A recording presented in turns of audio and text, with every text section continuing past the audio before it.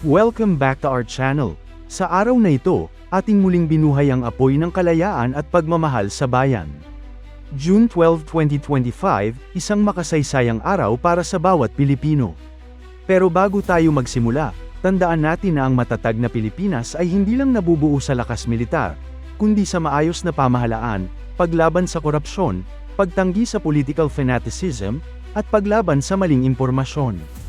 Sa pangunguna ni Pangulong Ferdinand Marcos Jr., ginanap ang pangunahing programa ng 127th anniversary ng Araw ng Kalayaan sa Rizal Monumento, lungsod ng Maynila. Bitbit ang temang kalayaan, kinabukasan, kasaysayan, sabay-sabay na iwinagayway ang bandila ng Pilipinas sa iba't ibang makasaysayang lugar, mula Cavite hanggang Pampanga, sa Bulacan, San Juan, Caloocan, at Maynila. Isang pagpupugay sa mga bayani ng ating kasaysayan, ang mga lumaban, nag-alay ng buhay, at nagtanggol ng ating kalayaan. Sa Quirino Grandstand, sinariwa ang 7 mahalagang kabanata sa kasaysayan ng Pilipinas sa pamamagitan ng makukulay na floats. Isang float ang nagpakita ng sigaw sa Pugad Lawin, ang isa naman sa digmaang Pilipino-Amerikano. May sumalo daw rin kay Lapu-Lapu sa Mactan, at maging sa mga bayani ng EDSA People Power. Bawat float, may kwento. Bawat kwento, may bayani. At bawat bayani, may iniwang inspirasyon para sa bagong henerasyon. Ngunit hindi lamang kasaysayan ang itinampok ngayong taon, maging ang lakas at kakayahan ng ating kasalukuyang tagapagtanggol ng bayan. Ang Sandatahang Lakas ng Pilipinas, AFP, at ang Philippine National Police, PNP, ay buong gilas na ipinamalas ang kanilang firepower, hudyat ng ating patuloy na paglaban para sa kapayapaan at soberanya. Sa mga mata ng mga kabataang nanunood, hindi lang ito parada, ito ay paalala na may mga handang lumaban at magtanggol para sa bayan, anumang oras. Hindi rin mawawala ang saya. Tampok din sa parada ang makukulay na selebrasyon ng mga pista mula sa iba't ibang panig ng bansa. May sinulog ng Cebu, panagbangan ng Baguio, kadayawan ng Davao, at maskara ng Bacolod. Lahat ay nagbibigay kulay sa ating pagkatao bilang mga malikhain, masayahin, at mapagmahal na Pilipino. Sa kanyang talumpati, binigyang diin ni Pangulong Marcos Jr. ang kahalagahan ng pagkakaisa, lalo na sa gitna ng mga hamon ng makabagong panahon. Sa bawat Pilipino na nagmamahal sa bayan, ang tunay na diwa ng kalayaan ay ang patuloy na pagtindig para sa kinabukasan.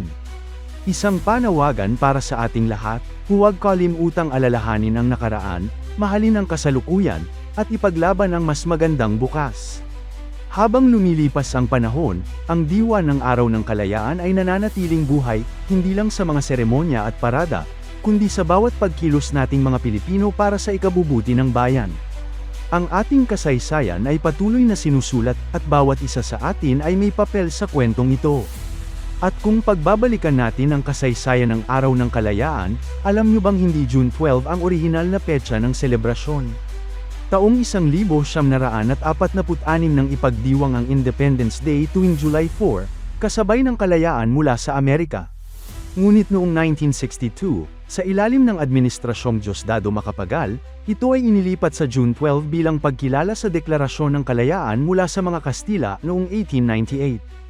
Isang napakahalagang desisyon ito, dahil pinalakas nito ang pagkilala natin sa ating sariling pagkilos tungo sa kalayaan, at hindi lang sa pagbibigay ng ibang bansa ng ating kalayaan. At sa tuwing ipinagdiriwang natin ang Araw ng Kalayaan, hindi lang ito simpleng event, ito ay isang oportunidad para pag-usapan ang estado ng ating bayan ngayon, saan na nga ba tayo patungo bilang isang bansa. Sa usapin ng depensa at seguridad, napapanahon ring banggitin ang modernisasyon ng AFP. Sa ilalim ng Re-Horizon 3 phase ng AFP Modernization Program, layunin ng gobyerno na palakasin hindi lang ang ating external defense, kundi ang kakayahang tumugon sa sakuna, cyber attacks, at hybrid warfare. Ang mga ipinakitang makabagong kagamitan ng AFP sa parada ay hindi lamang para ipakita ang firepower, kundi para ipakita na ang Pilipinas ay seryosong pinangangalagaan ang teritoryo at kapayapaan nito. Makikita na rin ang mga bago at advanced na equipment ng Philippine National Police, mula sa tactical vehicles, crowd control gear, hanggang sa body cameras at drone surveillance systems. Lahat ito ay bahagi ng pagsisikap na gawing mas episyente at moderno ang serbisyo ng kapulisan. Ngunit higit pa sa armas at kagamitan, ang tanong, paano natin pinapalalim ang patriotismo sa puso ng bawat Pilipino? Sa mga paaralan, muling pinapalakas ang pagtuturo ng kasaysayan, civic education, at ang kahalagahan ng demokrasya.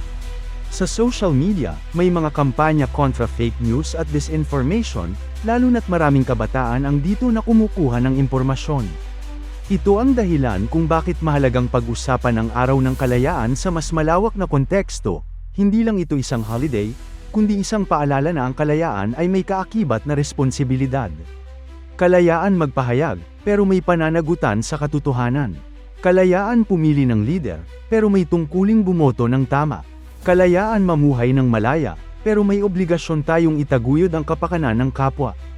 Kaya ngayong Araw ng Kalayaan, magandang tanungin, ano ang ginagawa natin bilang mamamayan para mapanatiling malaya ang Pilipinas? Sa gitna ng mga isyong kinakaharap natin, tulad ng tensyon sa West Philippine Sea, pagtaas ng bilihin, at mga hamon sa ekonomiya, hindi dapat mawala ng pag-asa ang bawat Pilipino. Tuloy ang laban, tuloy ang pagkakaisa.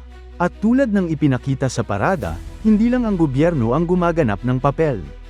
Kasama rito ang bawat guro na nagtuturo ng tamang kasaysayan, bawat sundalo at pulis na nagbabantay sa ating seguridad, bawat manggagawa, magsasaka, OFW, at kabataang nangangarap para sa bayan. Hindi natin kailangan maging bayani para tumulong sa bayan. Sa maliit na paraan, pagsunod sa batas, paggalang sa kapwa, pagiging mapagmatsyag sa katotohanan, nakakalikha tayo ng epekto. Kaya sa pagtatapos ng pagdiriwang ng Araw ng Kalayaan, dalhin natin sa ating puso ang tatlong salitang tema ngayong taon, kalayaan, kinabukasan, kasaysayan, kalayaan na pinaglaban at dapat ipaglaban pa rin. Kinabukasan na inaabot sa pamamagitan ng pagkilos ngayon. Kasaysayan na patuloy nating hinuhubog. Sa gitna ng selebrasyon, hindi rin pinalampas ng mga bumisita ang pagkakataon na makalapit at makapagpa-picture sa mga bagong military assets ng AFP, mula sa armored vehicles, missile launchers, at modernong drone systems. Ipinakita rin ng Philippine Navy ang kanilang makabagong maritime equipment, habang ang Air Force ay nagpakitang gilas sa pamamagitan ng flyby formation ng mga combat aircraft. Para sa mga kabataan, ito'y naging inspirasyon na ang paglilingkod sa bayan ay may dangal, may direksyon, at higit sa lahat, may puso. Ang Araw ng Kalayaan ay hindi lang tungkol sa kasaysayan, kundi paalala rin na may tungkulin tayong ipagpatuloy ang laban para sa isang mas ligtas, maunlad, at malayang Pilipinas. Kung nagustuhan ninyo ang video na ito, huwag kalimutang mag-like, mag-subscribe, at i-share sa inyong mga kaibigan. Hanggang sa susunod, mabuhay ang Pilipinas!